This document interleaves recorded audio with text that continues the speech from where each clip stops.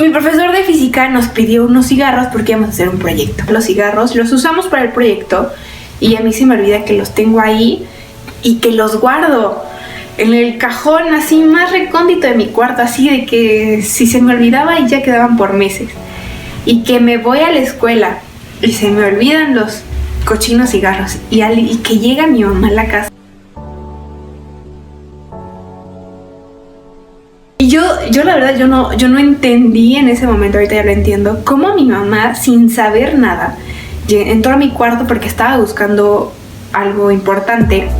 Y en vez de buscar en todos los cajones, directamente llega y se dirige a ese cajón, que según yo estaba así invisible para todo el mundo, y que lo saca y ve los cigarros.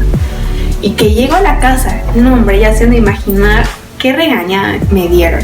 Para que se den una idea de lo que ya había en mi corazón, o sea, yo quería probar muchísimas cosas, pero pues nunca se me dio. Eso sí, o sea, la verdad es que si saliendo de la escuela me iba a tomar a veces con mis amigos, obviamente a escondidas de mi mamá, y hacía cosas que la verdad sí ahorita pues dan mucha vergüenza, ¿no? Y así fui pasando muchísimo tiempo, pero eso sí, yo me creía mejor que mis amigos, porque yo conocía de Dios. Ellos no leían la Biblia, yo sí. Ellos no iban a una iglesia cristiana, yo sí. Ellos no conocían a Dios, yo sí. Entonces yo me sentía así de que superior a ellos. Pero la verdad es que yo era peor que todos ellos juntos, ¿no? Porque yo conocía de Dios y hacía cosas que no eran correctas. Algo que les quiero comentar y que la verdad agradezco, que yo me hubiera perdido aún muchísimo más si yo no hubiera tenido una buena relación con mi mamá.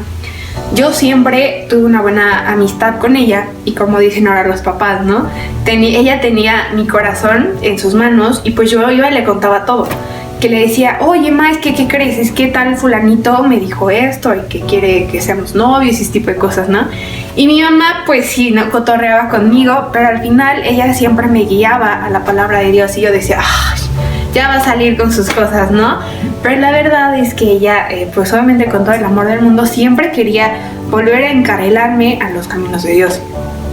Ya, pues, pasa tercero de secundaria, yo ya me iba a la preparatoria. Era 2015, creo, y poco a poco mi corazón como que se empezó a sofocar. Yo ya estaba cargando con muchísimas cosas, porque yo, aunque no lo decía, yo sabía que lo que hacía escondidas de la gente, pues no estaba bien, porque obviamente yo crecí sabiendo qué era lo bueno y qué era lo malo ante los ojos de Dios, y yo sabía que había un Dios que me estaba viendo. ¿Y de quién te puedes esconder? De todo el mundo, pero menos de Dios. Entonces yo ya cargaba, imagínense, ¿no? Desde los 3 años con toda la amargura y con todas las cosas que yo hice en la secundaria y que obviamente nunca pedí perdón. Hasta que un día otra mentirota con mi mamá, y fue cuando Dios empezó a hablar por medio de ella y me confrontó. Dice Dios en su palabra que Satanás es el padre de toda mentira. Bueno, pues ¿qué creen que me dijo mi mamá? Ella me dijo, pues sí, Satanás es padre de toda mentira. Y tú eres su hija, porque también mientes y horrible. No, imagínense cómo me sentí yo.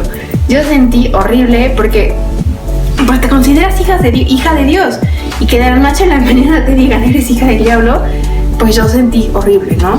Y en la iglesia, pues yo no quería ir, la verdad, solo iba porque si no, no salía el domingo a ver a la gente o a despejarme. Entonces, pues Dios poco a poco como que dijo, a ver, ya, o sea, niña, ya basta. El chiste es que poco a poco como que Dios fue encarrilándome a arrepentirme.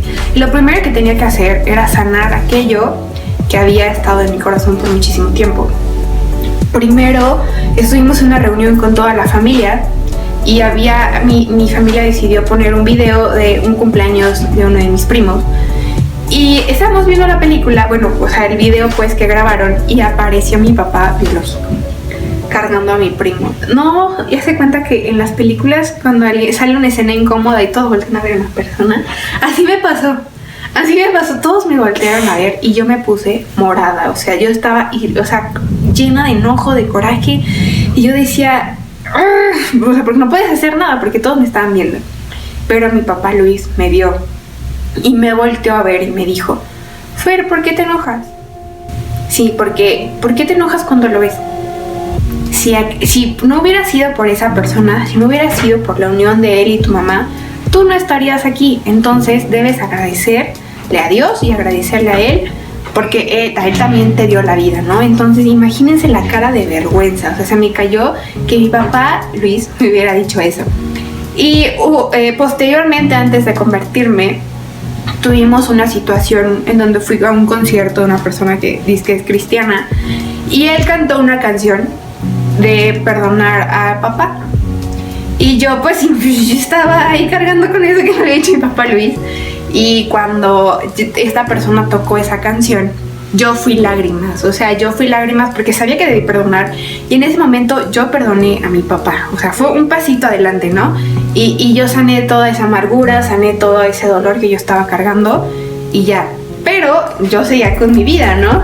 Y yo les decía que Dios poco a poco fue encarrilándome. Sí, cada vez las palabras que hablaba mi mamá conmigo eran más fuertes. Cada vez los versículos que leíamos de la Biblia eran más fuertes, que yo sabía que si no me arrepentía y yo moría un día, yo podía irme al infierno. Entonces, pues sí les decía, ¿no? Dios fue poniendo más cosas en mi vida, como que más trabas para que yo no siguiera pecando y haciendo cosas. Hasta que un día en la iglesia el pastor empezó a hacer como una campaña de salvación. Y desde el primer día, el primer domingo que empezaba esa campaña, Dios empezó a ministrar a mi corazón. O sea, una noche antes, por medio de sueños, ¿no? O sea, donde como que yo entendía que algo iba a pasar en mi vida. Yo decía, ay, ¿por qué estoy soñando estas cosas, no? Pero Dios ya me estaba diciendo como, yo quiero hacer algo en tu vida. Yo tengo algo planeado para ti. Y ya llega el domingo y yo como que venía cargada por ese sueño. Y empieza la alabanza, ¿no? Ya saben que en la iglesia empezamos alabando a Dios. Y Dios empezó a confrontar mi corazón. O sea, en pleno júbilo, yo estaba así de que llorando, así en las mares. Porque yo sabía que había algo en mi corazón que no estaba bien. Yo sabía que mi vida no era buena delante de Él. Y que ya era el colmo, ¿no? Todo lo que yo había hecho. O sea, ahorita tú dices, ¿no? Pero había hecho muchas cosas.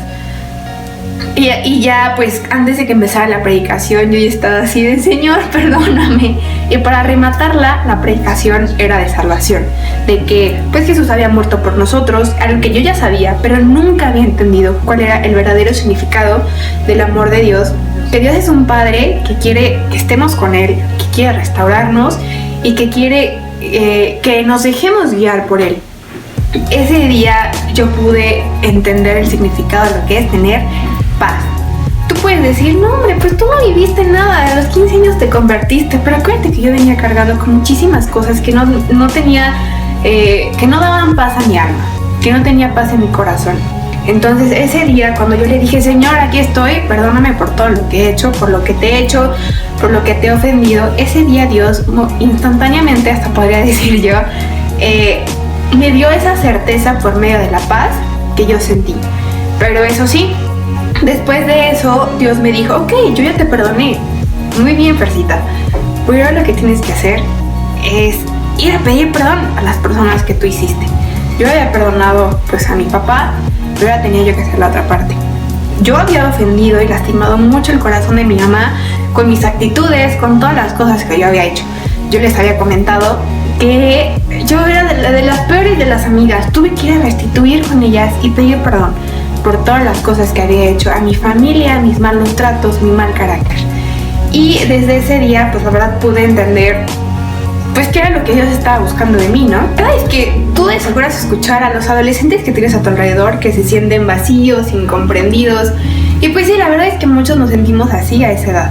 Pero Dios, después de que pude restaurar mi relación con Él, perdonar y todo ese tipo de cosas, Dios llenó absolutamente todos los vacíos que esa herida y todas las cosas que yo había hecho, que habían como hecho un vacío en mi vida y heridas y todas esas cosas. Dios pudo restaurar absolutamente todo. Y ese padre que probablemente nunca tuve, que nunca me abrazó, que nunca me escuchó, que nunca me apoyó o que me dirigió y todas esas cosas que hace un padre terrenal, yo pude entender que Dios las había hecho conmigo. Porque ¿se acuerdan que les dije de los cigarros? Pues obviamente, ¿quién fue? Fue Dios quien le dijo a mi mamá, oye, ahí está. No, obviamente no bajó, ¿no? Pero el sentir. Yo ahorita digo, retrocediendo a lo que yo había hecho, yo pude haber muerto en un accidente de carro pero Dios me guardó. Yo pude haberme metido sustancias malas y mi salud estuviera súper mal, pero Él me guardó. Yo pude haber fumado ese cigarro que les dije que es para el proyecto de física, pero nunca pasó. Pude haber yo sido lastimada porque les decía que pues yo estaba solita a veces en casa y Él podía aprovecharse de eso sabiendo que yo estaba sola, pero no, Dios me guardó. Él siempre estuvo ahí como un buen padre que cuida a sus hijos. Y la verdad es que tanto restauró Dios mi corazón, que se los digo de todo corazón, que si en estos momentos llegara mi papá a querer saludarme, a querer conocerme, yo de todo corazón lo saludaría o intentaría entablar una comunicación con él, porque todo eso pues ya se sanó y ya lo restauró Dios, y hoy puedo dar gracias por la persona que fue mi padre biológico. Y mira, puede sonar muy fácil, dices, pues sí, esta niña tiene 21 años, pero no, puede que tú seas más chico que yo, puede que seas más grande, que me dobles de edad o hasta que ya seas abuelo, pero no hay límite de edad, no hay límite de tiempo para que tú corras a los brazos de Jesús y lo puedas decir, Señor, yo quiero que seas mi padre. Pero para que puedas hacer eso, tienes que dejar todo lo que te esté estorbando, ese corazón que probablemente tenga heridas porque tu padre te abandonó o porque tal vez tus padres no te hagan tanto caso. Puedes ir corriendo a sus brazos y abrazar esa verdad y decir de todo corazón que Dios es un padre que te va a amar, que te va a dirigir, que te va a corregir, porque no nada más es de sí, hijito, sino también te corrige cuando te empiezas a desplazar. Tal vez no se pueden evitar esos problemas, pero Jesús siempre, siempre, siempre va a estar ahí como un buen padre que te va a guiar, que te va a ayudar, que te va a dar la fuerza, y cuando tú te quieras desahogar y llorar todo lo que quieras, Él siempre va a estar ahí escuchándote y dándole aliento a tu corazón. Y eso es todo. La verdad me gustaría contarles más, pero pues no hay más. Me dio mucho gusto estar con ustedes. Nos vemos a la próxima.